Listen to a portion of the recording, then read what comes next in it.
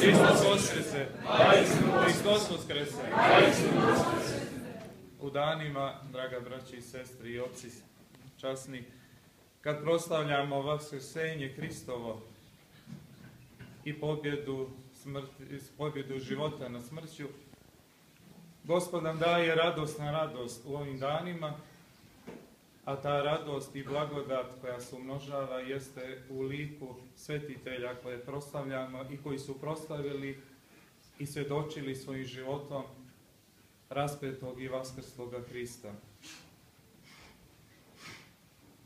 I ta svetlost blagodati koja je zasjala iz groba Gospodnjeg, ti zraci ljubavi, kako kaže današnje evanđelje, je dotakla i duše slovenskog naroda i u sazvežđu Crkve Božje i likova svetitelja koji čine Carstvo nebesko u noću jeste i likovi ravnoapostolnih slovenskih učitelji i prosvetitelja Kirila i Metodija, koji su čuli onu riječ Hristovu koju je uputio na Eleonskoj gori svojim apostolima: idite i krstite sve narode, krstite ih u ime Oca i Sina i Svetoga Duha, držeći sve što sam zapovjedio. Da bi neko svjedočio i da bi nekome govorio o Hristu, o Bogu ljubavi i milosti, mora sam iznutra da se preobrazi, da ima te sile i svjedočanstva najpre u sebi, u svojoj duši i svom srcu, jer Hristos kaže, kad ga pitaju u apostoli Carstvo nebesko kad će doći i gdje je Carstvo nebesko, Hristos govori: Carstvo nebesko je u vama. Tako i ravnoapostolni Kiril i Metodije, pogotovo Kirilo koji je bio vojskovođa i koji je bio došao u kontaktu sa slovenskim narodima u Podunavlju, vidio je i razgorjelo mu se srce, vidio je taj narod koji je bio poludivalj, kako svjedoče istoričari, nepismen i daleko od istine, one istine koju nam je dao Hristos, a rekao je: ja sam put, istina i život. I nije mogao da zadrži tu ljubav koju je imao u sebi, nego je zatražio i dobio blagoslov da kao monah pođe upravo u taj narod sa kojim je do tada i ratovao i vojevao protiv njih i ukroćavao njihovu divljaštvo.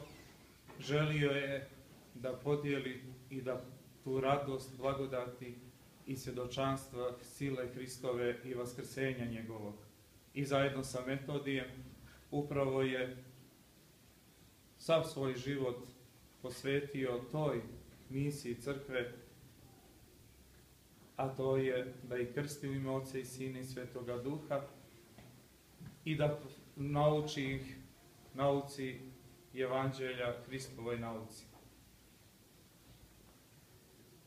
Svi znamo da su oni napisali prvo pismo poslanskih naroda, glagoljicu, i time su počeli da prevode knjige iz Starog i Novog Zavjeta, i preko njih smo upisani kao korpus Sloveni